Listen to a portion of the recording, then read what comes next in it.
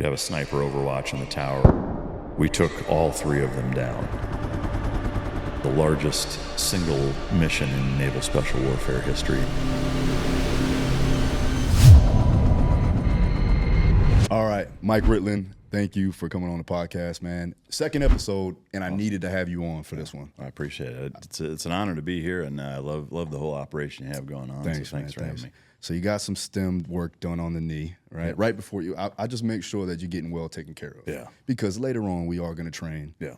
And we'll do some things. And I heard that you are still training consistently, right? Oh yeah, yeah. I definitely take a marathon approach to it. You know, I don't train nearly as intense as I did. I mean, there's still, I would say, days or even rounds that I'll train kind of full intensity, but I try to just be consistent and stay active and keep moving. For sure. Let's take a step back, right? So 15, 16 years old, you were already planning on going into the military, right? You've always had that in mind. 18, you went into the Navy, went to SEALs, went to BUDS training. How did that all come about? Why did you decide, okay, this is the route that I'm going to take?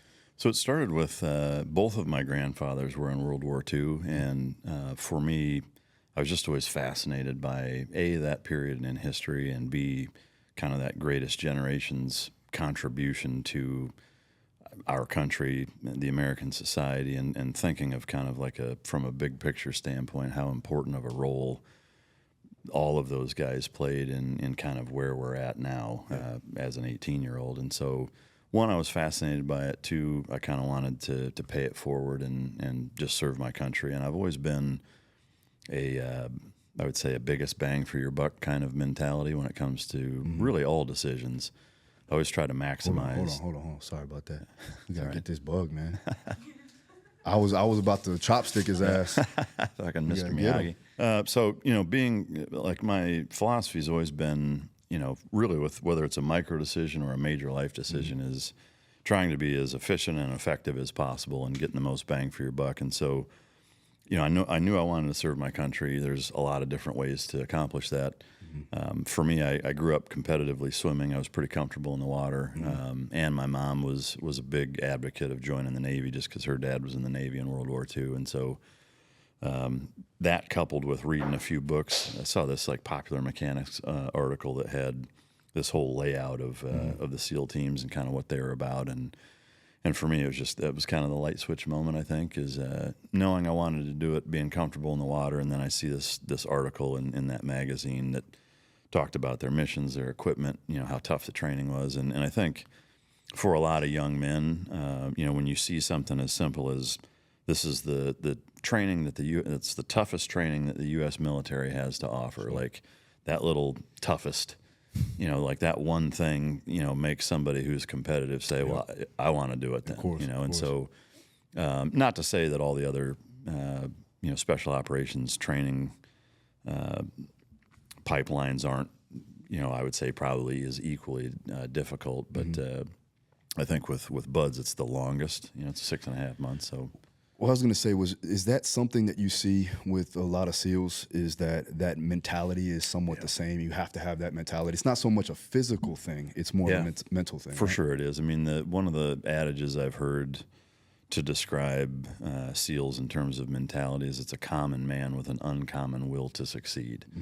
And I think there's, you know, to talk to the athletic piece, you know, seeing like guys at the level that a lot of you and your clients have been at, you know, the top shelf UFC fighters, and like, you know, most of the guys that join the SEAL teams aren't at that level. I'd say they're above average athletically, but they're not star performers. And usually it's guys who are a little better than average, but were just obnoxiously competitive, like to the point where it was so hardwired in their DNA that, like, whether it's fucking bowling, putt-putt golf, like, you know, who can put the cart back faster at the grocery store. I mean, like, just everything is a competition. And that weird mentality, almost to, I would say, like an OCD level, just drives these guys to want to be the absolute best at everything. And it's pretty pervasive in training.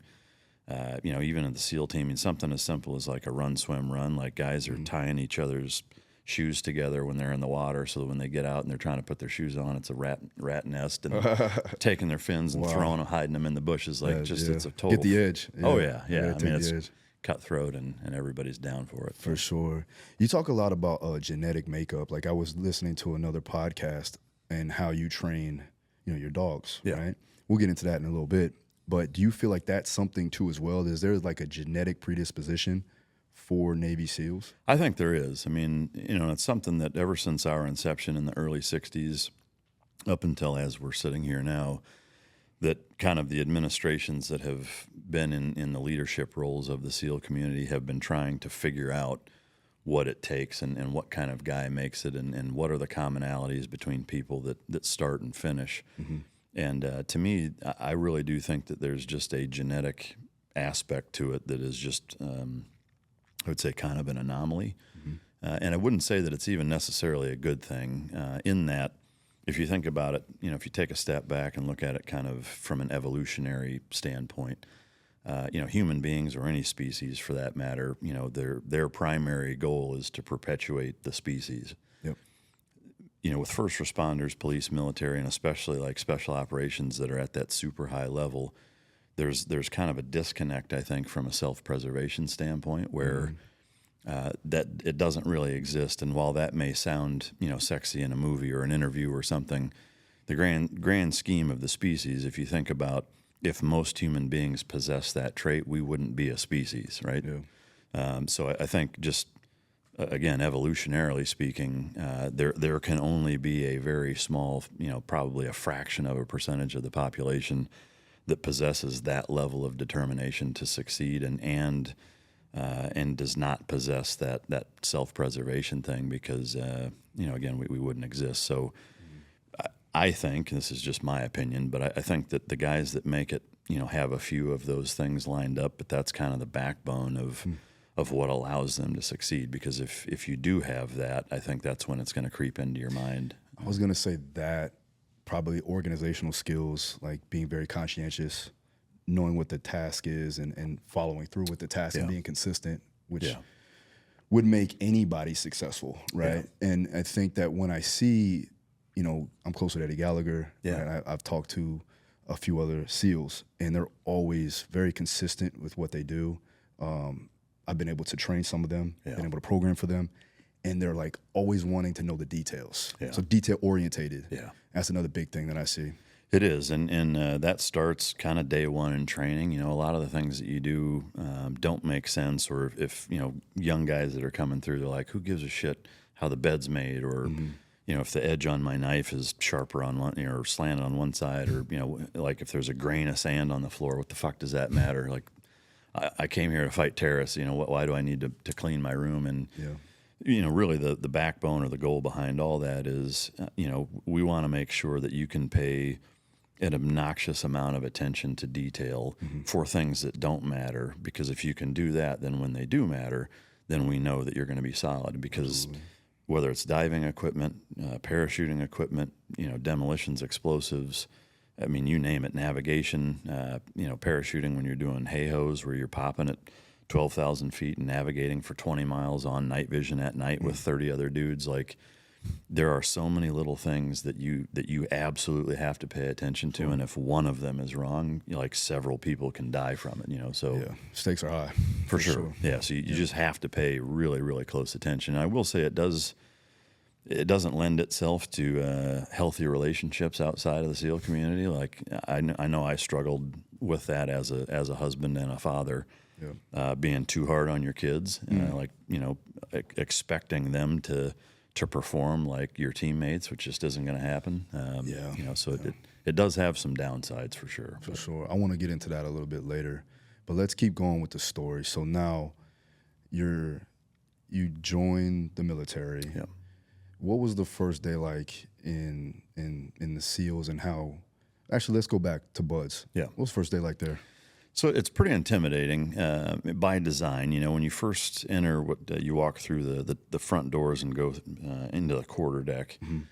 It's steeped in history. There's pictures and kind of monuments, and there's a guy standing watch, and then there's a SEAL instructor who is on duty that kind of roves around and whatever. And seeing videos and reading books and talking about that experience of checking into buds, it's so hyped up to where you're pretty nervous walking through there. And one thing I will say, like I gamed the system a little bit, knowing that if I came during working hours, it's going to be the worst because there's going to be a ton of people there. And so I checked in on a Sunday night, so there's basically nobody there. So it was kind of anticlimactic that way for me, but still just really powerful experience. Seeing the doors that every single SEAL who's ever existed has walked through at some point, and then right behind that is the grinder, which is this big cement area where everybody gets hammered incessantly throughout history of training. But then it's hey, here's your rack, and it's in an open bay with what's called X division at first before you could actually check in and try to get some sleep, and you're living out of a bag, and and then you check in the next morning, and then it's just really kind of a whirlwind of I wouldn't even say guys yelling at you. I mean, one of the big differences between boot camp and a lot of military experience versus the SEAL teams is guys are talking about like I am right now. Like there is some yelling, but a lot of it is what they're saying to you doesn't match the presence that they give. Like they're threatening you and calling you names or whatever, but they're doing it very like it's almost it kind of fucks with your head a little bit that way, So, but I think you kind of need that though, right? Absolutely. I mean, because the mental component is such a big deal. Is that and the whole kind of, I would say, structure or philosophy behind BUDS training is to make this 6-month period so stressful and make it as difficult as possible, and create an environment where every intangible that you can control is kind of maxed out 10 out of 10 to be, a lot of mental and physical pressure, so that they know, when the shit hits the fan overseas or in a combat environment, you can't replicate combat. The closest you can do is what they do there. At the end of the day, as a student, you still know it's training. You still know at some point this is going to end. They do have my best interest in mind. They don't want to see me die. Overseas, it's the opposite. Sure. There's nobody looking out for you. You have populations actively trying to take your life, and so mimicking that environment to the best of your ability creates an environment where they can kind of sift through guys who are going to be able to withstand that kind of environment and those who can't. What was the most memorable moment in BUDS? That's a tough one. There's so many moments that stand out, but I guess in thinking of it, the first one that comes to mind was actually towards the end of training, where I had already been rolled once I pinched my sciatic nerve and then failed everything. So it was actually a performance roll, but it was from an injury. And so I started with 214, made it almost all the way through training, got rolled right before San Clemente Island, which is the last 3-4 weeks of training, 4 or 5 weeks of training. And then so I had to start third phase all over again with the next class. Go all the way through third phase, get out to San Clemente Island, and we're doing these weapons breakdown tests where you take M60s and M4s and you break them all the way down, put them back together, and you have a certain amount of time to do it.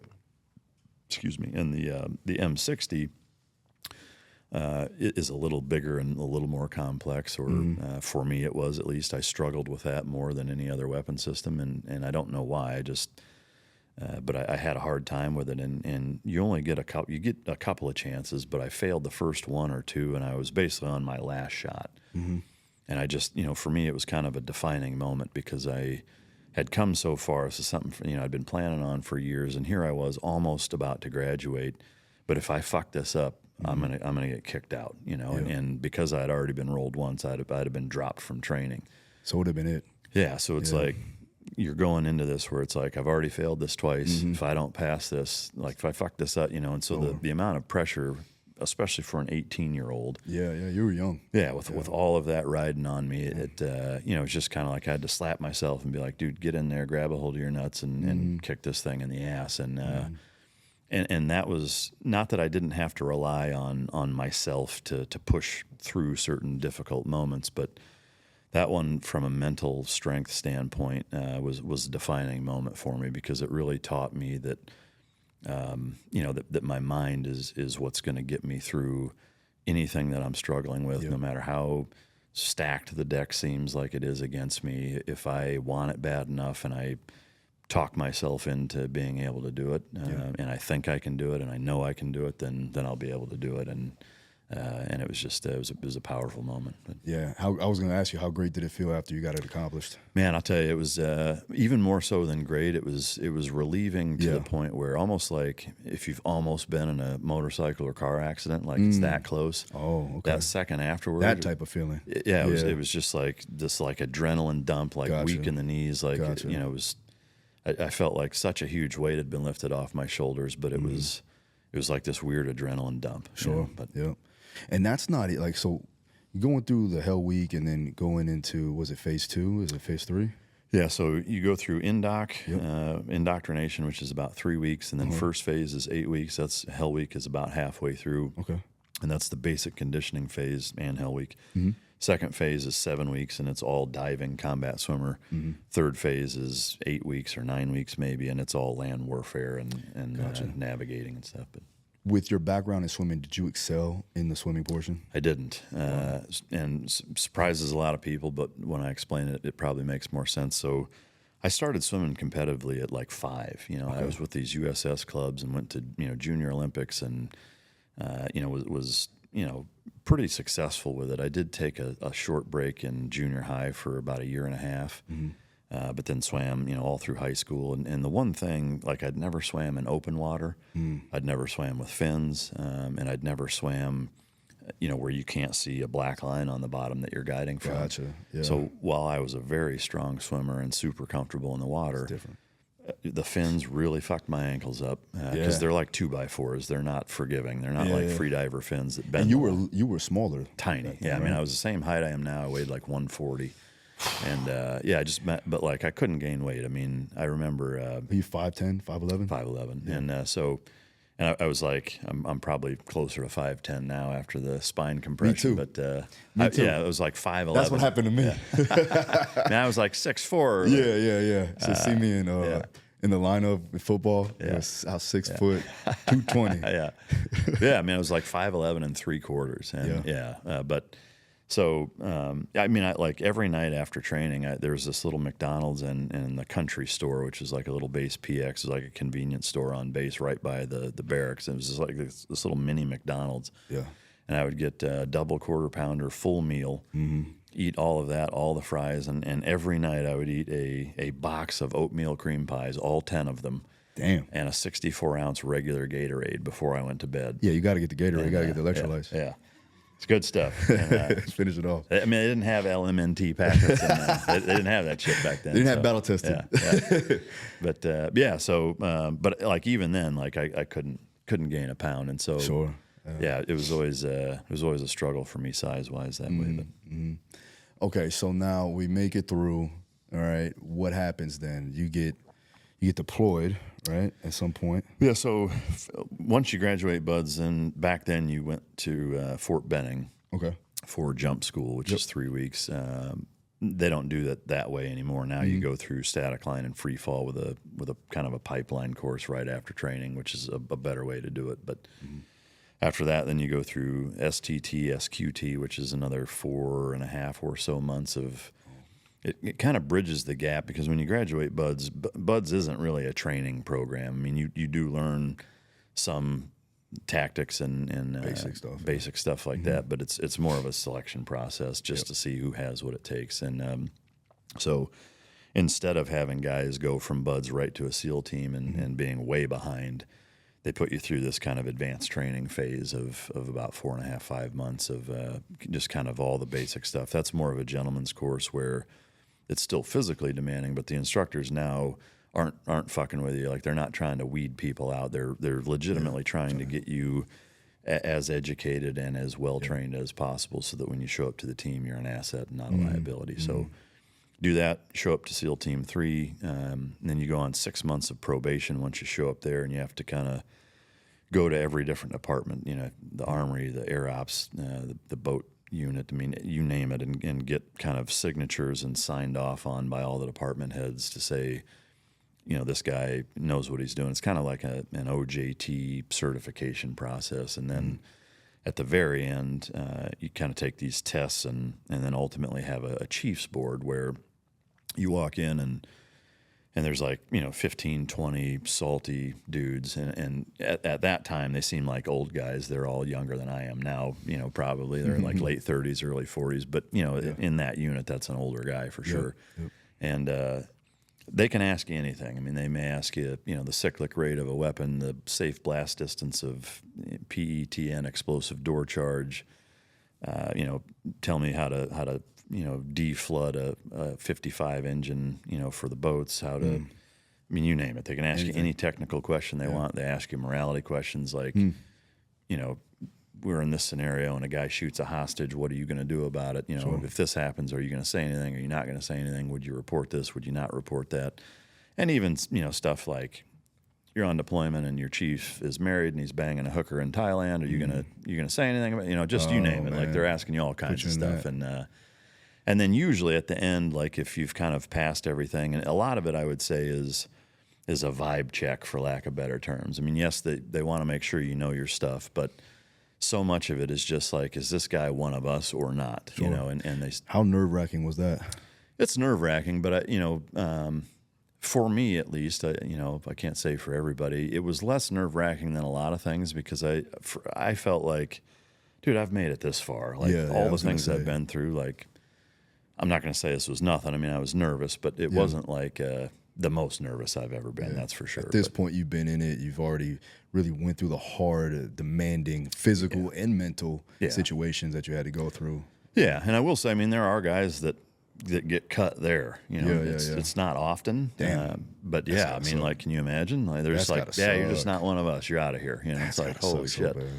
I mean, it's like 2 years of getting kicked in the nuts nonstop, and. I guess I've already been swearing a lot. I don't know if that's something you want to you're good. You're good. Don't worry. Probably should have asked that 20 minutes ago. Yeah, you're all right. But so make it through that, and it was neat. Like they do mess with you a little bit. Like at the end, I think if they like you and you pass, they'll throw kind of a joke or a curveball at you. And mine was pretty funny. It was this old salty like Master Chief was like, let's say you and I are camping, and it's just the two of us, and we're drinking one night, we're sharing a tent. We get, totally shit-faced, and you wake up the next morning, and your ass is sore, and there's a condom hanging out of it. Oh, man. Are you going to tell anybody? And I was like, what the fuck kind of question is that? And I was like, no, I'm probably not going to say anything about that. And they all laughed, and he goes, you want to go camping? And I was just like, man, this motherfucker. Yeah, we got to get, it's, I'm all right. I'm good. Yeah, I'm going to pass on that one. But, sure. So usually, like, they'll only do stuff like that if they like you and you pass. That's cool. That's cool. Yeah, so go ahead. Yeah, so after that, now it's like, now it's official. The next, I think that was like on maybe a Tuesday or Wednesday, and that Friday, there was a handful of us that were all in that boat, that were new guys that were, trying to get to that point. And so then at Friday, every morning at a SEAL team, you do what's called a muster, which is just you meet at like 7 or 7:15 maybe, and everybody gets together. Each platoon is kind of standing in their own little group, and then the commanding officer and the executive officer and the command master chief walk down these steps. Everybody's standing there at attention. They call everybody to muster or whatever, and they put out whatever word they have for the day, and then usually everybody scatters and you go work out and then start your training. But on this particular day, because we were getting our tridents, we're in our dress camis, and they come down, and then that's when they pin you and you hit the surf, and then you spend the rest of the day in your PT gear with that trident stuck in your chest. And anybody who has had their trident, they don't do it anymore, I don't think, but because it's politically correct now and what have you. Let's talk. Well, we're not gonna talk about it too much, but the differences now between it's huge. then and it's huge. I mean, like back then, it was wide open COX. I mean, nobody cared, and it was just part of the deal. And so anybody that had their trident before you could walk up and pull it out, and then either punch it, elbow it, whatever, back in, and with just the prongs. There's no backs on, so it's stuck in your chest all day long. Amazing. And guys will do it 5 or 6 times if they don't like you, or they do like you, whatever. But they'll just come out, they'll pull it out, and punch it back in, and but at that point it's like just kind of that rite of passage thing. Gotcha. And then that night everybody goes out to there's a couple of little like SEAL dive bars in Coronado that Danny's and McPee's are the two main ones. And I go out there and go drink. And of course, you know, I'm 19 at the time, so like I was in there, shouldn't have been, but it was a different time. It was a different time. It's 90, 97, 98. Yeah, so, yeah. All right, guys, so check it out. As a busy person, I got a business, multiple businesses. I'm a strength coach, so I coach multiple world champions.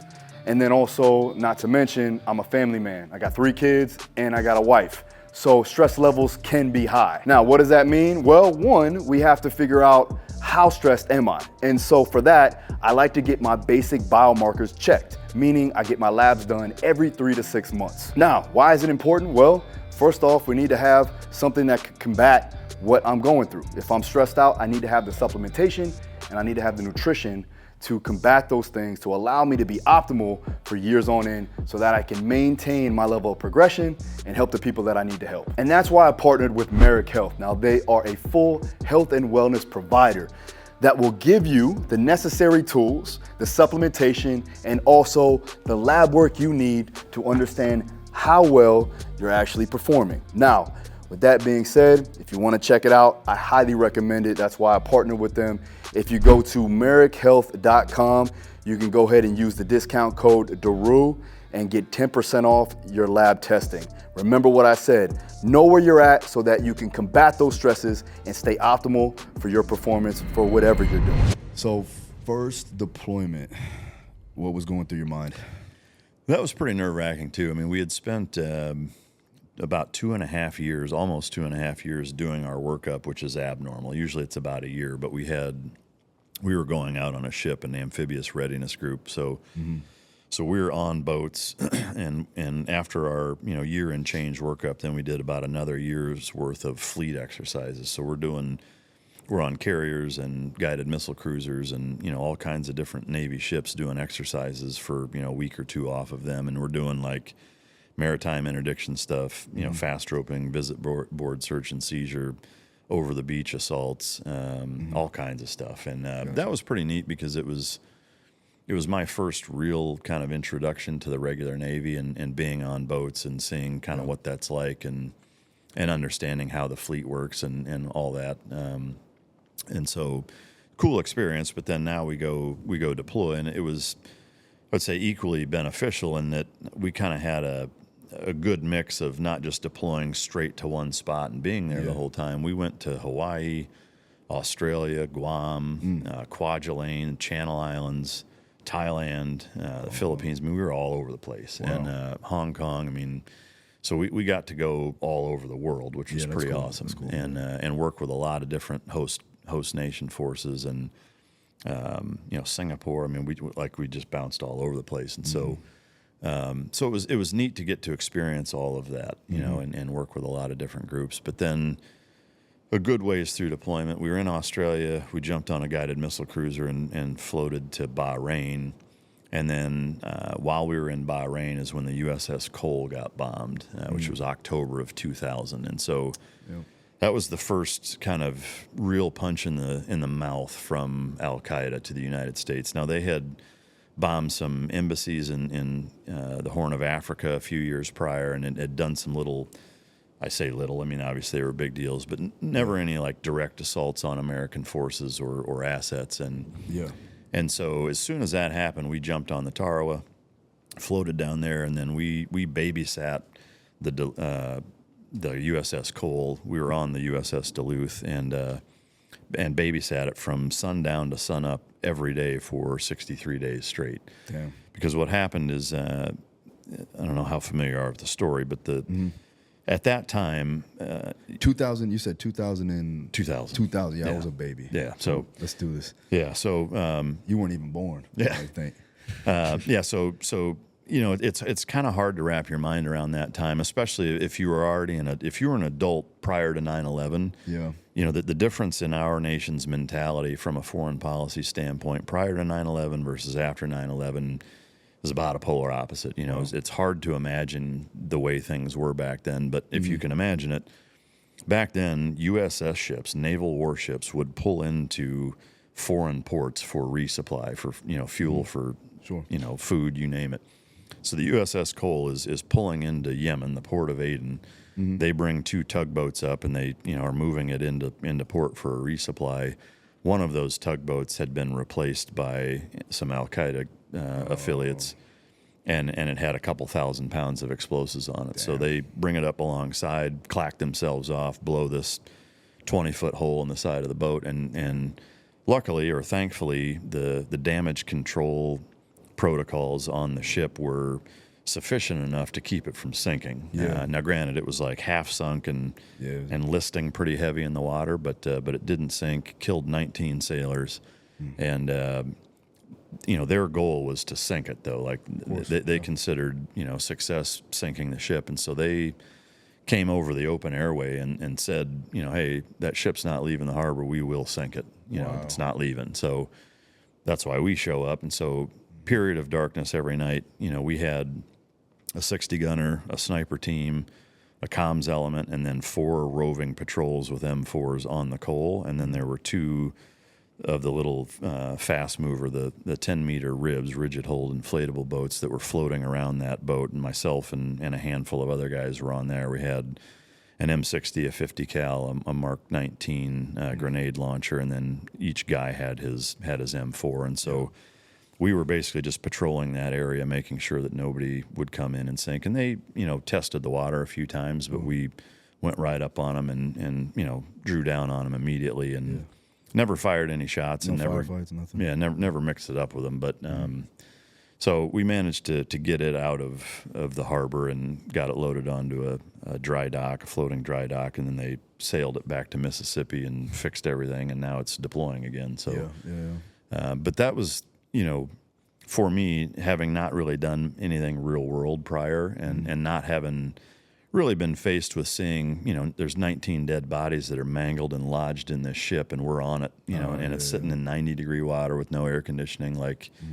it's a smell I'll never forget, but knowing, like the first couple nights we stayed on the Cole, there's 16 of us, there's 19 guys killed. So like we're sleeping in these guys' bunks. The other guys in a room this size is going to have like, 25 dudes sleeping in it. Everybody's, so it's like these guys that had just lost a lot of their friends and fellow sailors are looking at us like with a 1,000-foot stare. We're sleeping in their buddy that just got killed rack. And, so it was a pretty surreal moment and made everything pretty real. Like it made me understand, like, while yes, this is what I signed up for, like it became a pretty sobering experience right away of like these guys are trying to kill us and they're going to continue to do so and it's game on now. You were 19, 20 years old? At that time I was 21. 21? Yeah.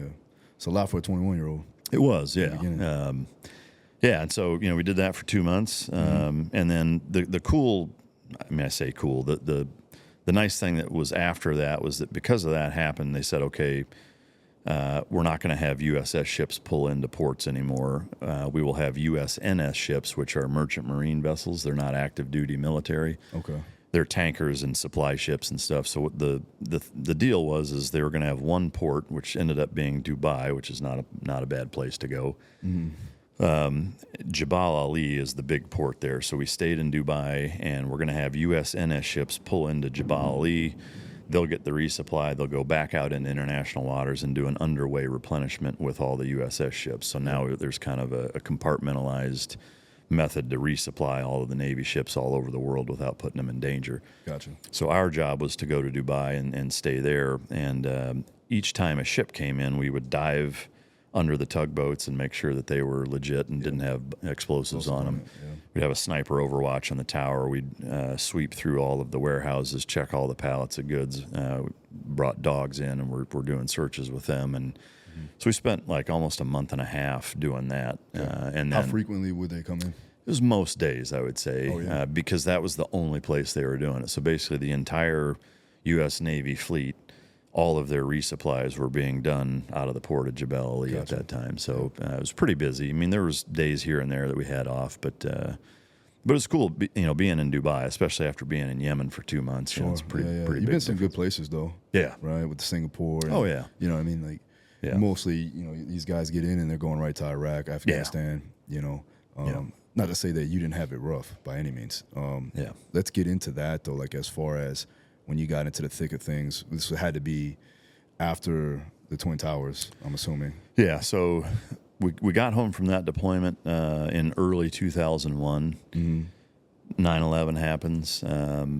I was in between platoons, basically. We were getting ready to start the next platoon. So obviously, being on the West Coast, like I was on my way to work when it happened, So by the time I got to work, they had already shut all the gates down to where they were basically treating every single person coming through like a drug interdiction stop that you'd see on the highway. It was like pulling everything out of the car, Wow.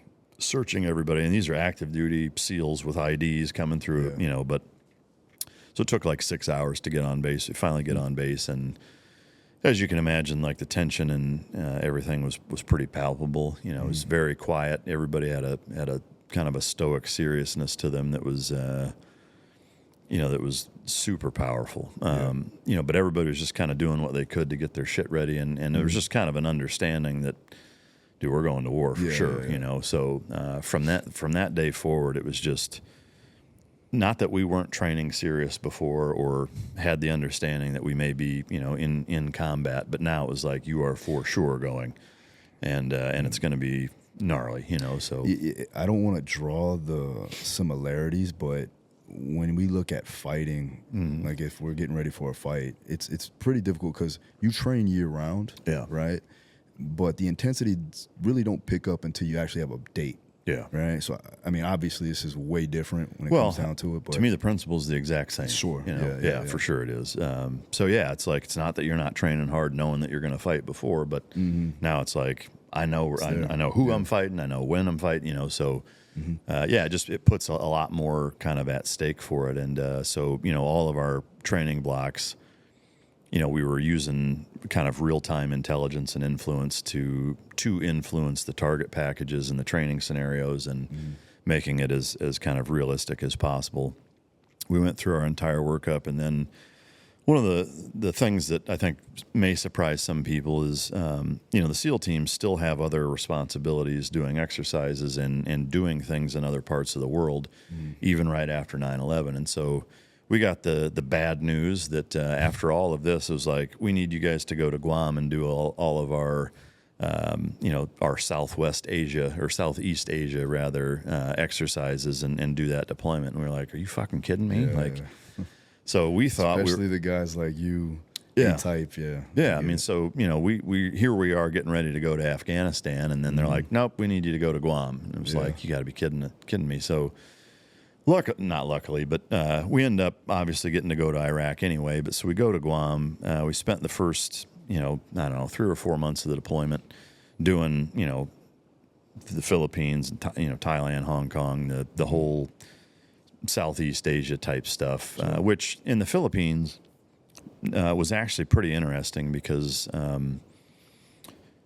unbeknownst to a lot of people, even ourselves, in many ways, there was a pretty heavy Al-Qaeda affiliate syndicate in the Philippines, down in the south. You've got, there's 3 kind of different parts to the country, and you got Luzon, Visaya, and Mindanao. Mindanao, which is the southern part, or the southern chain of islands, is predominantly Muslim, very extremist oriented, whereas Luzon up at the top is a lot like America. It's, so it's a pretty disparate nation that way. But so we ended up going to the Philippines and spending about 6 weeks there and training with the Filipino SEALs and getting them ready to go fight the Abu Sayyaf and Moro Islamic Liberation Front down in the south. And so that was pretty neat. We didn't get to go down and actually help them, but basically everything leading up to and including them going down there and doing it, we helped train them and stuff, which was pretty cool. How up to speed were they? Not very up to speed. The caliber of dudes was good, but it was wild. We did this jungle survival training course for like 10 days where we're learning to survive in the jungle basically by these guys. And for these guys, it's like it's a normal day for them. There were months that they wouldn't get paid, and when we looked at the conversion rate, we were like, what do you guys make? And it was like $17 a month. You know, it was like nothing, you know, and they'd go 3 or 4 months without getting paid sometimes. And so these guys are living off the land anyway, you know, but it was really cool to get to see how inventive and resourceful they were. I mean, they took, it's like they didn't have fins, as an example, and we're running these ranges. We brought these really thick, like polyurethane silhouette shooting targets, you know, just a silhouette of a man, but it's really thick plastic, you know, so that they'll last a while. So for us, like, we bring the targets, we got staple guns, spray glue, and all of the stuff to set up a basic shooting range, do our shooting range with them, and then we're getting ready to clean up, and they're like, no, we'll clean it up. So they take these targets and cut fin-shaped patterns out of all of them, and then took the green duct tape, the rigger's tape, and if you take a long strand of it and roll it over on itself, it becomes like a really heavy-duty rope. Yep. And so they show up the next day, we're doing a swim with fins that they had made out of fucking tape and our silhouettes. And, like, they were just stoked. That's crazy. Like, for them, it was like Christmas morning. They're like, holy shit, you guys are going to throw this stuff away? And we're like, how the fuck did you make that out of it? You know, it's just true MacGyvers. Yeah, you know, but, like, that's their whole life. I mean, they're making shit out of nothing, you know? And well, it's funny how, it's interesting how resourceful you can be when you don't have anything. Yeah. I mean, to me, it reminded me of things you see in prison. You know, it's like shit that they're making knives and you know, hooch out of. And I mean, it's just like, who the fuck would have thought of that? But it's like, well, yeah, when you're sitting in a concrete box 23 hours a day for 9 years, turns out your imagination can come up with some stuff. So so that was cool. It was a neat experience. I also, they put me through an 8-month total immersion Tagalog language program. When I re-enlisted that time, I re-enlisted to go to Arabic, and the last minute they're like, nope, you're going to Guam, so we're going to send you to learn Filipino instead. And I was like, you got to be kidding me. Like, what am I going to do with Filipino? Turns out I ended up using it. But so that was kind of neat. I wouldn't say that I'm fluent. I mean, I can still use it a little. It is. That's a tough one, though. But, you know, it came in handy a few times, which was kind of neat. But, Wow. So we leave there, go back to Guam, and at this point, now it's like late 2002, and all of the rumblings within the government are kind of like, hey, Iraq is spinning up. There's a good chance we're going to be going in. So just be ready kind of thing. And about a month after that, it was, you guys are for sure going. Team 5's coming to backfill you here, which they were not happy about because they were supposed to go originally. And then they're like, no, we're going to send Team 3 and you guys are going to go to Guam. Can you explain a little bit about the different teams? So now there's, I would say, almost no difference between every SEAL team. Back when I came in, each team had their own area of operational expertise. Team 3 back then was the desert warfare platoon. So we were the only team that wore desert camis. We did all of the long-range desert reconnaissance stuff. All of our tactics, our land warfare stuff, everything was centered around desert warfare. SEAL Team 1 was jungle. Team 5 was cold weather and strike platoon stuff, North Korea, et cetera. On the East Coast, you had SEAL Team 2, which was Europe and cold weather. Team 4 was South America. And Team 8 was strike platoons off of carriers that were kind of a quick response. They would deploy to a carrier and float around waiting to be like a quick response kind of thing. So the neat part about that is that there were guys who had spent 15, 20 years doing nothing but jungle warfare stuff, so they were really good at it. Same with the desert stuff, same with, everything.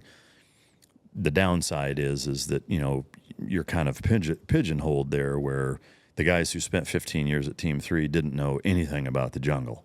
And vice versa. So you become a specialist inside of a specialty program. Whereas traditionally, they wanted SEALs to be more kind of jack of all trades. You need to be good at everything, maybe not an expert at any one thing. And so around 2001 or so, they kind of revamped the whole thing and made each SEAL team basically a jack of all trades. And so now no team deployed to any one spot. It was wherever they needed you. And so your workup was more well-rounded. You would do a little bit of everything. And so it's kind of mixed feelings as to whether or not that was a positive or not. I mean, there's just like with most things, pros and cons. But but so now instead of having 2 platoons from every team be deployed all the time, now entire SEAL teams were deploying. And so from the West Coast, an entire team would be deployed all the time. Gotcha.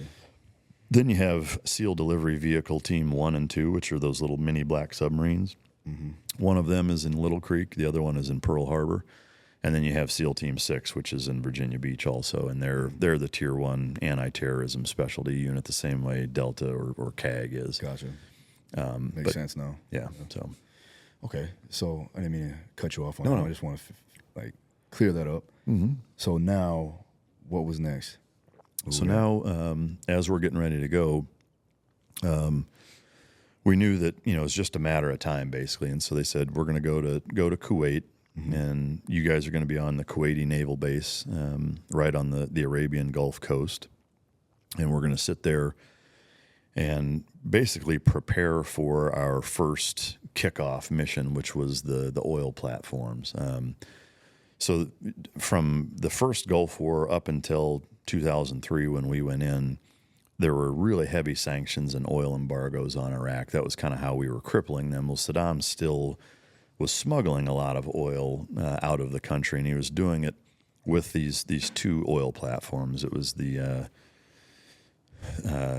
what was it, Maybot and Kayat. It was the Mina al-Bakr oil terminal and the Khor al-Amat terminal. So these two oil terminals that are like 1,600 yards long. Okay.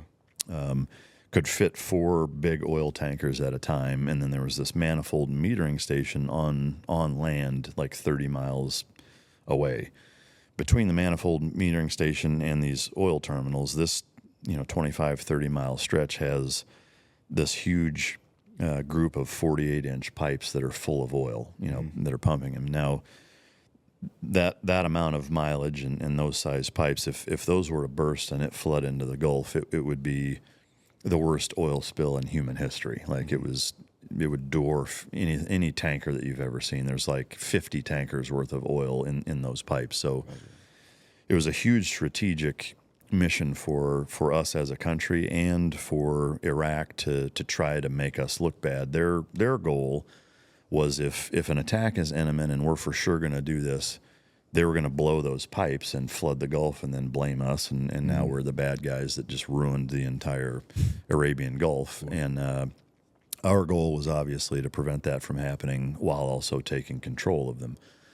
So all of SEAL Team 3, which is 200 and some, SEALs at once, we took all 3 of them down, which was the largest single mission in naval special warfare history and still is to this day. Wow. Which was a pretty neat thing to be a part of. Yeah. But we had about 5 weeks of training leading up to that. I mean, we even built a replica, like using stakes and line out in the middle of the desert to stake off this 600-yard long target. And the way it was set up is basically you've got a berthing section. It was like 4 stories and all metal buildings, similar to what you'd find on a ship.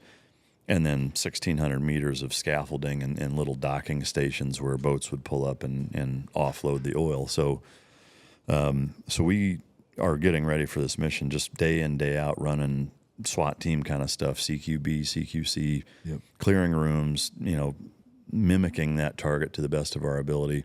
I was the intelligence representative for the platoon, so I was gathering the intel for the target package from whether it was CIA, DIA, Air Force intelligence, Army intelligence, Navy intelligence, and trying to kind of corroborate all of it to give us as accurate of a depiction of what that target's going to be like when we get on board. And so, as time went on, it got kind of worse and worse in terms of what they were saying that target was going to be resistance-wise. And at the height of, like right before we went and as bad as it got, they had said that there was over 100 soldiers on board and that they had explosives on all of the pipes rigged to blow, and they were going to wait for us to get on board and then blow it up as soon as we got on board and kill all of us. Yeah. And so, it's a pretty daunting thing to think that, like, hey, our intelligence is saying this is what's going to happen. Yeah. We did have SDVs dive and get some intel in-house on it beforehand. Myself and my OIC flew in helicopters at like 12,000 feet with zoom lenses hanging out of it, taking pictures of the target 2 days before we took it down. But at the end of the day, it was like that didn't confirm or deny. It was like, maybe that's the case, maybe it's not. We don't know, but we're going anyway because it's strategically it's too big of a target to not take it over. So, you know, the cottonmouth was pretty real on the boat ride there, getting ready to do it, thinking there's 100 dudes and it's going to blow up when we jump on board. But it's just one of those like, hey, this is a defining moment, you know, not to compare that to D-Day, but it was like, we kind of assumed like there's a good chance we're not gonna make it through this one. You know? That moment where you're like, well, this is why I signed up for this. Yeah. I mean, it was nerve wracking, but there's a weird, and again, you know, I think there's a lot of parallels between professional fighting, especially MMA fighting, because it's so well rounded. I imagine that, you know, in a camp, like during the walkout, it's like you guys together feel like a fucking team, you know, and it's like you feel invincible.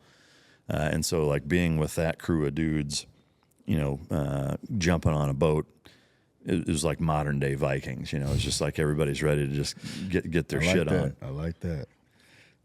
So yeah, I mean, we're on these boats hauling ass, and we got all our shit on hanging off the rails, and we just fucking attacked it and managed to take 26. There's 26 guys on board, so a few more than us, but still close in numbers. But we managed to. We were there at about 2 a.m. is when we took it down and caught them completely off guard somehow. But most of them were asleep. A few of them were awake, but we just flooded the target, took it down, took 26 prisoners. Wow. Didn't lose any of our guys. And, you know, they did have explosives on board. They didn't have them rigged to blow, thank God. And when we interrogated them, like, you know, we hogtied all of them and started interrogating them. And the recurring theme with all of them was that, and I would say the mistake that Saddam made in telling them to do that was he didn't give them any evacuation route. And so it was basically a suicide mission for them too, and they weren't willing to do it. Which, you know, years later, as you get more into the Al-Qaeda and ISIS type of opponents, you know, those guys were more than willing to do stuff like that, you know. So these were, you know, Iraqi Republican Guard guys, Saddam Fedayeen guys. There was a couple of Iraqi Navy divers, and then some oil worker personnel. But so, you know, went off largely without a hitch. Like I said, none of us. I mean, we had a couple of injuries, but it was just dumb shit like cutting yourself on broken glass and you know, just little shit like that. Yeah. And so, so we finished that. Jump on a fast catamaran and went back to Kuwaiti Naval Base.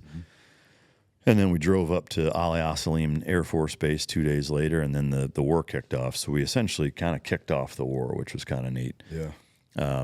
The 1st Marine Division just launched across the border, and one thing that I think most people don't know is that our country's original plan going into Iraq was to north-south at Baghdad. So the 1st Armored Division, or maybe it was the 3rd Armored Division, 3rd Infantry Division, a big army unit, was going to come down through Turkey, start, you know, up in by like Tikrit and Mosul and up in the northern part of the country and come down.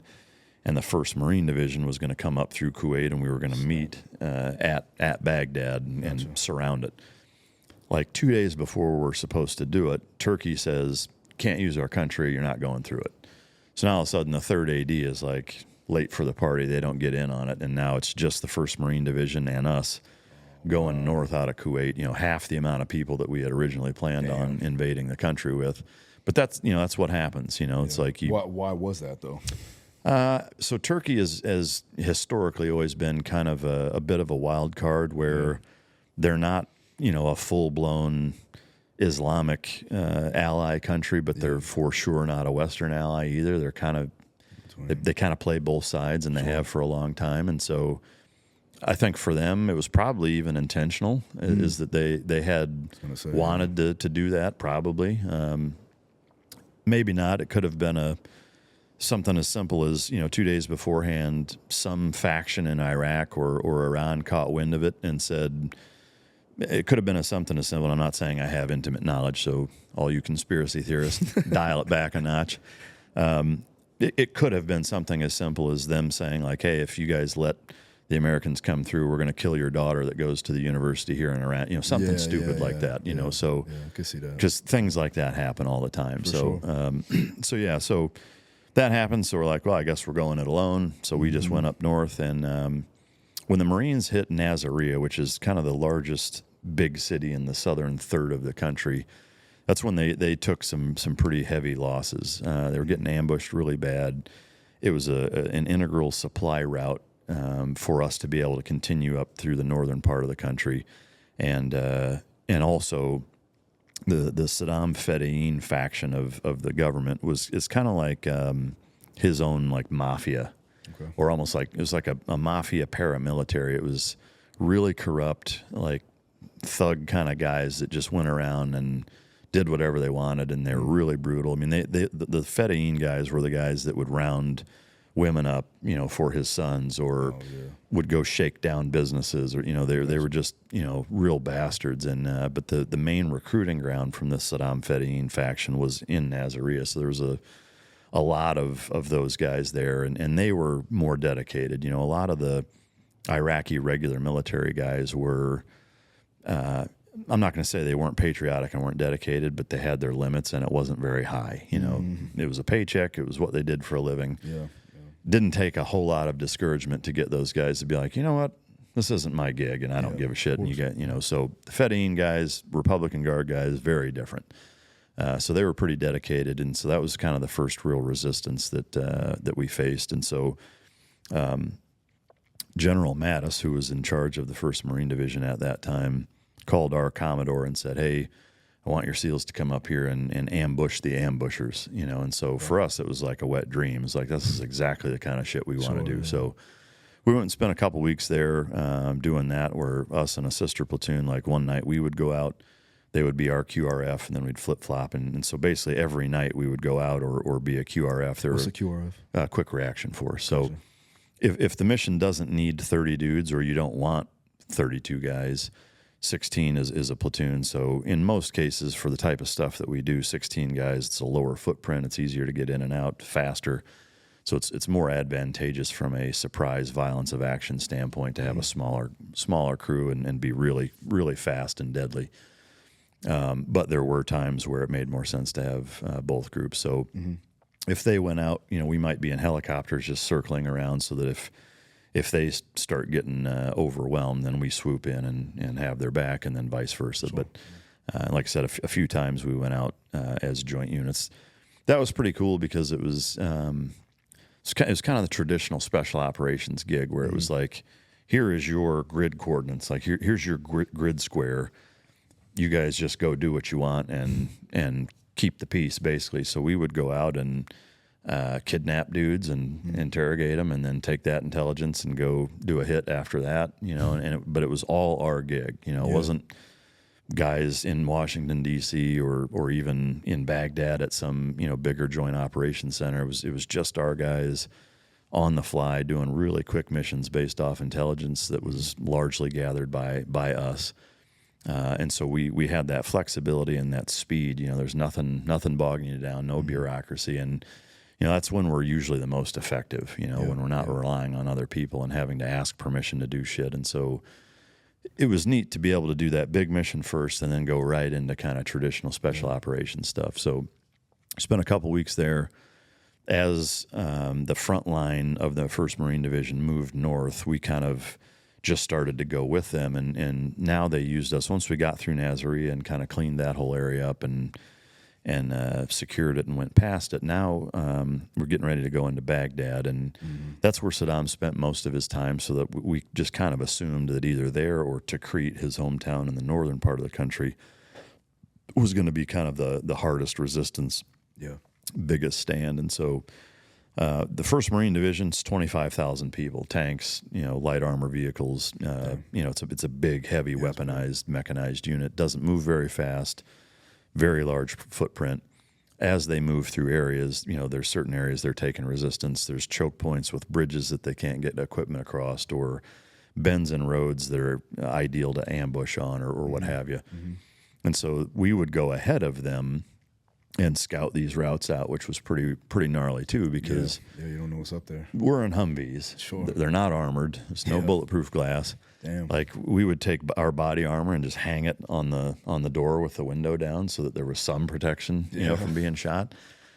Not really. Now you're being like the Philippines. Oh yeah. I mean, it was like, because we only had 3 Humvees and we needed 4. So we actually, my buddy Shane and I, we stole a Humvee from the Air Force at the Air Force base in Kuwait, and it was green. So we one night just literally stole it. Like didn't ask for it, just took it, hot wired it, brought it over, and hand painted it tan, and then loaded it out and took it up north. So yeah, we're in stolen trucks and really kind of gypsy wagon it. Yeah. And but so, you know, we go ahead and it was really cool then too, because we were ahead of the front lines. You know, there wasn't a very long period in Iraq where there were front lines of a war going on, because you know, within a month we had taken the entire country over, and now there's operating bases, and now that's when the insurgency starts. But so getting to see our nation's military in its most conventional sense, with tanks, with air support, with tens of thousands of troops all doing stuff at the same time, was just awesome. You know, and getting to see that happen in real time and being a part of it, and again going and checking out bridges. And it was wild because, like, we'd go at 4 a.m, it's still dark. You know, we'd go check this bridge out and be like, yeah, it's not rigged to blow. There's some activity, but you know, it's good to go. And we'd go back, and then 4 hours later, as we're moving through in the convoy, dude, there's dead bodies and blown buses, and like, I mean, up to your ankles in shells. Some places, you know, it's like you went through and it was dead quiet, nothing. You 4 hours later, after the Marines have been through there, it looked like an apocalypse, you know. And so, getting to do that, you know, all the way through Baghdad, and then we took down a Scud base up in northern Baghdad, which was pretty surreal. Growing up, seeing the first Gulf War as a junior high student. Scud missiles were kind of the main thing that Saddam did back then, and would launch these Scud missiles into Saudi Arabia, into Israel, and all over the place. And they were kind of the biggest threat back then. And so we ended up taking down a Scud training facility. The weirdest part about all that was, so this is like a major military base in Iraq, a schoolhouse where they teach Iraqi military how to build, manufacture, maintain, launch, service Scud missiles. And so we're moving through this base, and there's these murals all over the place, and they were like, it'd be like the American flag with black footprints all over it, and you know, it'd say something in Arabic derogatory. There was one that had a skull painted like an American flag, and then it had a fist painted like an Iraqi flag, like coming down and shattering it apart. There was one that had this like Dolph Lundgren looking dude, like blonde hair, blue eyes, with an American flag for like a tunic on, and he was on his knees with his hands behind his back, and then there was this big like you know, Adonis looking Arabic dude behind him with an Iraqi flag pair of shorts on, and he was taking an Iraqi flag and choking him with it, and like strangling, like his eyes are all bulged out of his head and his tongue's hanging out like a dead dog in a cartoon. But it's just weird, you know, because it was like, man, this hatred for the United States is cultural. It's ingrained into their military. Like, there is no base in the United States where there's anything derogatory about any other country, you know. And here it's like it's painted on the walls, and you know. So why do you think that is, though? Well, I mean, we're I would say largely regarded as the great Satan throughout the Middle East for 2 main reasons. One is that we're allied with Israel, and Israel is looked at as the thorn in the side of the Middle East by Muslims. The reason Al-Qaeda exists is because Saudi Arabia allowed the United States to base their troops during the first Gulf War out of Saudi Arabia. Bin Laden at that time, who was a freedom fighter in Afghanistan against the Soviets in the 80s, didn't really have that big of a problem with America until him being a Saudi citizen. He offered the Saudi Arabian government to basically defend against Iraq's incursion into Kuwait and then potentially ultimately into Saudi Arabia, and they said, no, we're going to let America do it. And that sent him into a rage-filled campaign to start Al-Qaeda. And so there's a lot of that there where, you know, us by ourselves, if we were isolationists and we didn't have bases there and what have you, would they still hate us? Probably. You know, would they do the things that they do in the manner with which they do them now? I don't think they would. Mm-hmm. Not saying that doesn't mean that, or I'm not saying that means we should cease doing what we do, but that's why they don't like us, you know, and that's why it's so ingrained in them, because in the first Gulf War, you know, it was completely about oil. Iraq wanted to overtake Kuwait and just basically absorb them because it was such an oil-rich country, and we stopped them from doing it, slaughtered their military in like 72 hours, and completely decapacitated them, basically. And for Saddam, you know, as a tyrant and as kind of a bully within that region, getting clowned that bad that fast, you know, so from that day forward, like he made it his mission and his entire nation's mission to vilify us and come back after us, basically. So, So going forward, now, when did you realize, because I do want to get to this, when did you realize that canines, dogs, were a major asset in military and just in general, like as far as keeping people safe?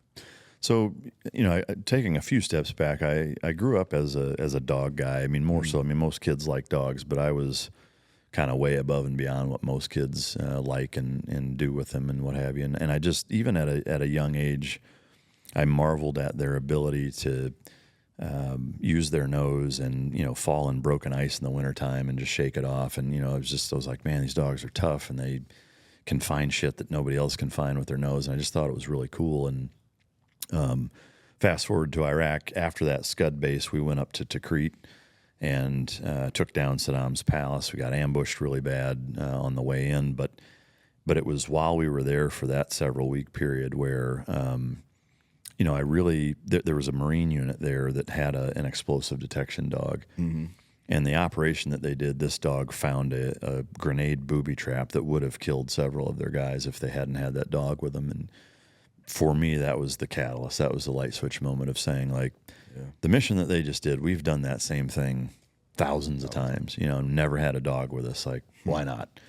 You know, and so from that day forward, I just couldn't get enough of it. And even coming back from deployment, like I got as deep into the kind of military and police canine training side as much as I could. I would, you know, back then the internet wasn't what it was now. So, you know, YouTube didn't have resources, you know, Instagram, that none of that existed. So, you know, I would buy training DVDs. I would go to training seminars. I would work with police canine units as much as I could. And then the mid-2000s is when the West Coast SEAL teams started ramping up their multi-purpose canine unit. Mm-hmm.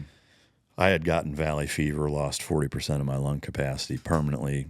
They tried to medically retire me and managed to work out a deal where they allowed me to go to Buds as an instructor instead of being retired, because I had my first child on the way, didn't have a college degree. I'd planned on, I'd wanted to screen and try to go to SEAL Team 6, so it was a big wrench in the gears. Mm-hmm.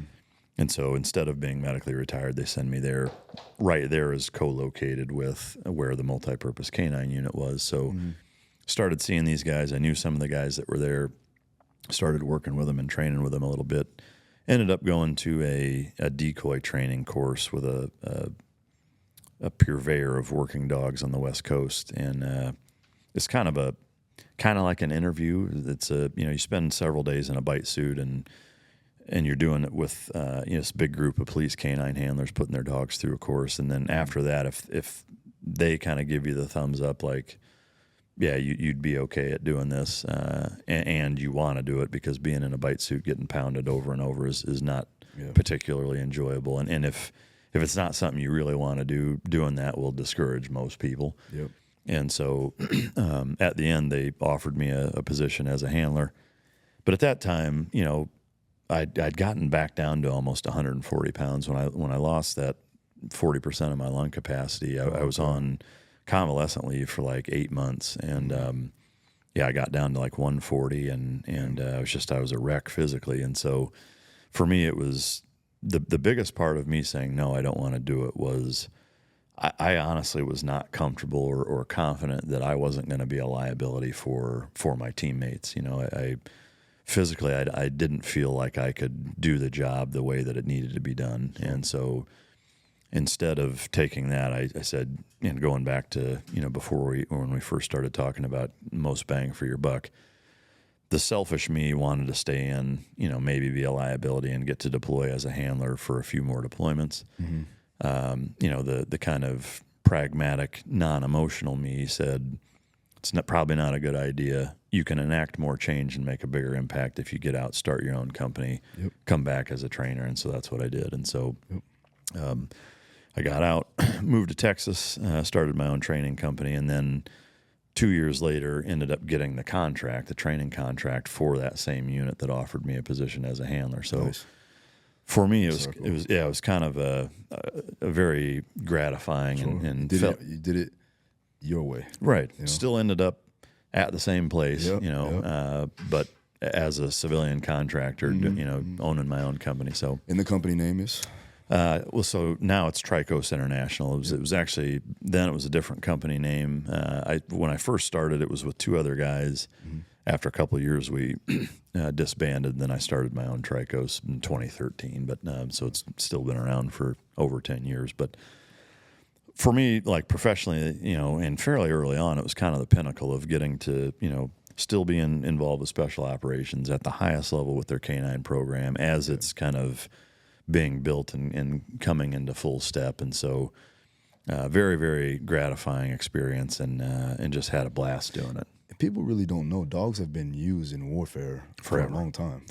Yeah, I mean, one of the quotes that I have in my first book is, you know, if you look at warfare as it exists today, you know, you've got some incredible technology. I mean, especially now, you've got AI targeting systems, you've got drones, smart bombs, you know, body armor. I mean, the different systems. I mean, Christ, they have Iron Man suits, you know, that are being developed, and so you know, but even with all of that technology, you know, if you go back to as far as human history has been recording events of combat between one another, the one thing that's still used are dogs. Yeah.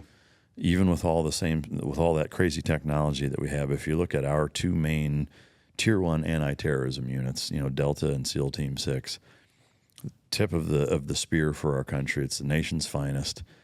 Even those guys have dogs out in front of them when they go operate, you know. So and you know, those guys don't use shit that doesn't work, you know. So if they're using it, it's for a reason. So it's pretty wild. But when you were an instructor in Buds, and now obviously being an instructor for canines and getting them prepared and essentially matching them with the right owner too as well, correct? yeah. What are some of the things that you draw parallels to when it comes down to an individual, like a person and a dog? Yeah, I would say it's almost the exact same things that you look for. How you find them, of course, is going to vary a bit, you know, with a dog. Can't explain anything to a dog, so you can't talk about the process and what you're looking for. But to me, you know, if you were to reduce it down to kind of one basic principle, it's a dog that just will not give up ever, you know. And when push comes to shove in a dog, just like with human beings, you know, that lack of self-preservation is an anomaly genetic trait-wise in a dog also. Most dogs don't have the hard wiring, especially given the fact that they've been domesticated by human beings for, you know, millennia. You know, so as an example, you know, a very simple test to see if a dog has it or not is you could tie him to that pole over there. And let's say it's a dog that you've been handling. I'm going to do the evaluation. You tie him to that pole, everybody leaves. I walk in the door. He's never seen me ever. He's tied there, not like right to it. He's got, you know, 10 feet of slack, but he knows he can't run.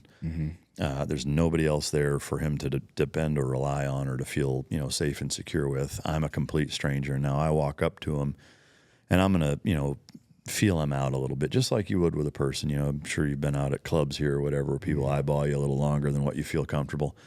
It's that same kind of thing is that at first, I'm going to be real neutral. You know, I don't want him to just start barking and being aggressive because he doesn't know who I am and I'm standing in front of him. But I'm going to do little nuanced body language and nonverbal communication displays to make him realize that I'm there for bad reasons or bad intentions, but they're not going to be over the top or super overt. To me, what I want to see is a mirror. And again, just like with a person, I want somebody who's emotionally stable, who's very confident, who's not picking a fight with everybody because they looked at him wrong. Now there's a point to that though. And the more I start to mess with him, the more he starts to build up and look at me like, who the fuck, you know? And so at first it could be, you know, my hands are in my pockets. I'm just kind of looking around. And let's say he's at that pole. I'm assuming this camera is the one that's on me, right? So I'll look into the camera the way I would. Let's pretend the camera is the dog. Mm-hmm. You know, my hands are in my pockets. I've got, you know, relaxed body language. I'm just kind of looking around, and then I go, and I just look at him like that for just a couple seconds, and then I look back away and go back to being calm and whatever. And what I want to see out of him is that mirror of, as soon as I do that, he goes from being relaxed to where he kind of perks up and his ears go up and he looks at me like, the fuck are you staring at? And I want to see his tail come up a little bit. I want to see his chest out and he's, you know, stiffening up a little bit. I don't want to see him lose his mind. Sure. If I do that and the dog just goes haywire, then I know there's a nerve issue there and he's actually a little bit intimidated and I'm probably going to be able to run him. As I build and build and build on that, then he does the same thing, and he gives, the more I give him, the more he gives back. And then it comes to a point where now I walk up and I make contact with him. I'm going to physically make contact with him. And at that point, it could be something as simple as this, actually, as a prime example, with about that much water in it, you know, the cap on it. You're not going to injure him, you know, but, you know, a tap with a bottle like that, it's going to sting and it's going to piss you off, you know. And so what he does then is going to tell me everything I need to know, and there's generally zero gray area there. Either that dog wants to absolutely annihilate you for doing that, or he wants absolutely nothing to do with you. Now, I will say 99.9% of all dogs on the planet are in that I want nothing to do with this category. Even the dogs that, you know, you got the Rottweiler or the Pit Bull or whatever in your house that barks his ass off at somebody coming in the door and everybody's like, oh, my dog, he won't let you in.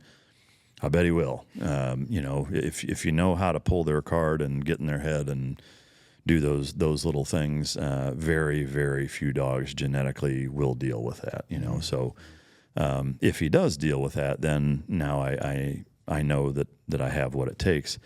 But if you think about that, obviously that's very specific to dog behavior and canine body language and things of that nature. But that test, you know, really reveals one main character trait, which is that dog or person going to be there when you need them to? Mm-hmm. Because if a dog won't defend himself when he's alone and can't run away and there's nobody he can rely on, well, like, then I'm for sure not going to put, you know, my life on his shoulders, where I'm sending him into a warehouse with a twice convicted felon hopped up on meth that used to play college linebacker at Georgia Tech. Like that guy, you're going to need a serious dog to deal with that guy. So it's all the same stuff. They got to be athletic. They got to be confident. They got to be environmentally stable, emotionally stable. They need to be able to be incredibly violently aggressive when the time calls for it. They also need to be clear-headed when the time calls for it. You know, I think a lot of people assume that dogs at that highest level are just crazy. They want to kill everybody and they'll bite anything that moves, and that's really not the case. Just like with special operators, like, you know, yeah, I can do very, very horrible things to horrible people, but I can also take care of an infant and be very careful with that child also, you know, and you need that balance in both dog and man that way. So, yeah, I think that's one thing that a lot of men need to realize is being emotionally stable. Yeah, and being able to control your situation at hand. The thing that you've been able to do for most of your professional and adult life now is train these dogs to be optimal in the face of chaos. Yeah. Right.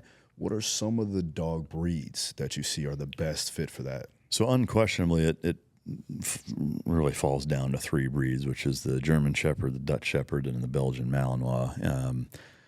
There are plenty of purists that would say that, especially the Dutch Shepherd and the Malinois are two different breeds. I don't consider them, and I don't, not to get too far in the weeds with genetic theory, but if you breed a Dutch Shepherd and a Malinois together, you can get both. If you breed two Dutch Shepherds together, you can get Malinois. If you breed two Malinois together, you only get Malinois. Malinois are considered a recessive gene. The Dutch Shepherd coat is considered dominant, just like with Pit Bulls or Labradors, red nose, black nose. Two black nose dogs can throw red nose, they can throw black nose, they can throw each. Two red noses, a red nose and a black nose can throw both. Two red noses will only throw red noses. So to me, with that coat color distinction genetically, it tells you that the Dutch Shepherd or brindle coat color is a dominant gene, and the buckskin with black mask is recessive. When you breed them, to me, that tells you it's the same breed. It's not different because of that. But anyway, not that that really matters. But so it's That's a lot, bro. Yeah. I write that down. Yeah, I mean, but I do think it's an important distinction to make, because I don't really consider them as three different breeds. I mean, they're very, very similar. Now, the German Shepherd is a fair bit different. 100 years ago, there was really no difference. You know, if you look at pictures like the AKC's Book of Dogs from 1916, and you look at the breed standard, they all look exactly the same. But I will say, outside of that, for that type of work, I've not come across any other breeds that, with a high enough percentage success rate of finding candidates that checked all of the boxes, that they are enough to even consider. Yeah. It's not to say that there isn't a Doberman or a Rottweiler or a Pit Bull or something that you know, there's this weird unicorn anomaly sitting somewhere that has all of those things at the levels that we need to do the work. Maybe. I've never come across one. And it's not, if they do exist, it's not enough juice being worth the squeeze to actually try to find them, you know. But so, well, for most people that have been following me, they know that I'm doing a ruck march from Miami to Fort Pierce. It's going to be 150 miles. Going to do it in 3 days. Yeah, that's brutal. I mean, So, I mean, what does that break out to pace-wise per mile? so we're trying to get at least 4 to 4.5 miles per hour. So I want to knock out at least 50 miles a day, primarily. Yeah. Maybe do a little bit more in the first day, and then kind of make sure that we can finish the rest. Yeah, It'll be on July 4th, that's or awesome. the ending will be July 4th, so the heat will play a factor this time around. You know, just like to add on things just in case. Yeah. But one of the foundations that we're actually raising money for is Warrior Dogs Foundation. Can you explain to the people exactly what that is? Sure. And first off, thank you so much for doing that. I mean, that's an epic kick in the nuts, and you know, the fact that you're willing to put yourself through that for organizations is very honorable and much appreciated. So the Warrior Dog Foundation was something similar to a lot of the things that I've ended up doing in my life were out of necessity, not some grand plan that I had. And so in August of 2010, there were two special operations units, or one operational unit that had two dogs that they needed to be retired. Both dogs had hundreds of real world bites, tons of explosives found, saved a ton of American lives. Both of them had been wounded significantly in combat. One was shot in the chest with an AK-47 while he was on the bite of a Taliban guy and didn't come off, even when he was shot. The other guy, the other dog, was blown up going into a target. It was a house-borne IED where, as they were entering, they blew the house up on him, broke his pelvis, collapsed lung, collapsed sinuses, broken back, just almost killed his handler. Both of those dogs were life-flighted out, rehabilitated down at Lackland in Texas, and then ultimately deployed after that.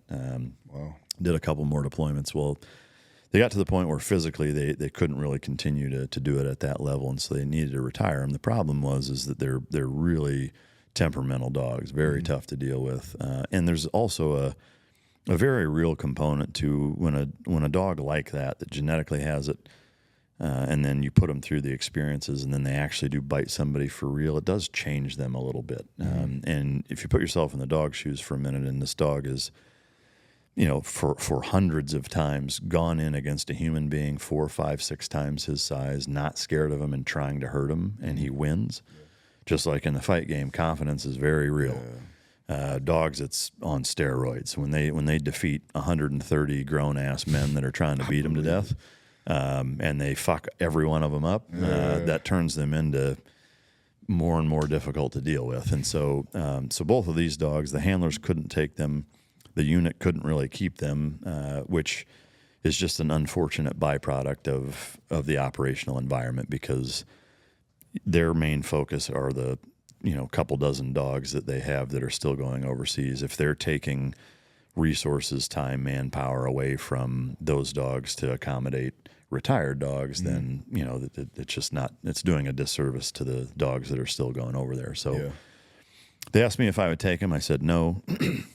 They asked a bunch of other guys in similar situations as me. They all said no. What would happen to them if you didn't take them? So that's what I asked. They asked again after about a month. And so I knew, I was like, okay, well, if you're asking me again, everybody else told you to pound sand. And so I said, what are you guys going to do if none of us take them? They said, well, we'll probably just put them down. I was like, fuck that, send them here, I'll take them, and it was a very easy decision for me, not realizing how big of a ripple effect that one saying yes would have made. I said yes, brought them in. At the time, I had just built my kennel facility of 30 kennel runs, and I was breeding dogs, I was importing dogs, I was running training courses. We were, selling dogs to Customs and Border Patrol, to military units, to police departments. We were doing vapor wake dogs in airports, for TSA and DHS. So we were kind of at the height of kind of similar. It's like, dude, me taking these two grumpy old retired dogs that have messed a bunch of people up. I don't know what I'm going to do with them, but I refuse to accept them being put to sleep. So I took them, and that just kind of opened the floodgates, So that was August of 2010. Here we sit almost 14 years later, and we've taken in about 350 dogs over that period, all in that same boat. We've taken them from everywhere. I mean, police departments all over the country, just about every federal entity that uses working canines. And one thing to keep in mind, though, is the Warrior Dog Foundation is kind of the last-ditch effort. We're not taking the dogs that a handler is retiring and just going to live with the handler or what have you. We are kind of the last-ditch effort where we're saying, this dog has gotten to the point where he's bit too many of the wrong people. He's become such a liability to whatever unit he's with that they're going to euthanize him instead of continuing to try to work with him. So that's when we step in, we take him. And so with that, that being the backdrop, it's a pretty dangerous gig. I'm sure. Every one of the dogs we have bit a bunch of people they weren't supposed to bite, So how many times have you gotten bitten? A bunch. I mean, I just got bit a couple months ago. This Really? You can see right in here. Oh, they break skin and everything, right? Oh, I'll show you some pictures. So this one as an example, very unprovoked, which is pretty common. We were doing a photo shoot for the Warrior Dog Foundation. So myself, a former SEAL canine handler, got the photographer, got my kennel staff that's handling the dogs. Female handler, she puts the dog in a downstay. I'm standing next to the dog on the left side. Chris, the handler, standing on the right side. Well, as soon as she backs away from the dog and she becomes further away from him than I am, he just jumped up and just went right into my forearm and ripped it wide open. Get the dog off, and I actually have it on video if you want to see it. Let's definitely take a look. But so get him off. That's crazy. I go get it flushed out and sewed up, and about 2 weeks goes by, and it was abscessed really bad. And I had been on antibiotics. They flushed it really, really well. I mean, everything was done. I mean, even right afterwards, I flushed it and sprayed antiseptic stuff in it, and did everything protocol wise that was appropriate. But 2 weeks goes by, it's clearly infected, super swollen and sore. And so I go back in, and they did an ultrasound, and they're like, "Now we need to do an X-ray. There's something not right. Something looks like it's in there." Damn. So they take an X-ray. I have a picture of the X-ray too. I'll show you. But the dog's fucking tooth broke off in my arm and was still in it. Wow. And so I was like, well, I guess that explains why it's not healing. So they have to cut it back open, dig this big chunk of fucking tooth out of it, and then flush it back out again and sew it back up, and then it finally healed. But all of my staff members, with very few exceptions, have been bit, most of them several times. And I would equate it to kind of like, I wouldn't say a UFC fighter. It's like, of course you're going to get hit. I mean, you're getting hit as a fighter way more often than you're getting bit as a as a dog person, but maybe like a firefighter getting burnt or injured, like just a matter of time. If you're fighting fires, like something's going to happen. Part of the job at that point. Yeah.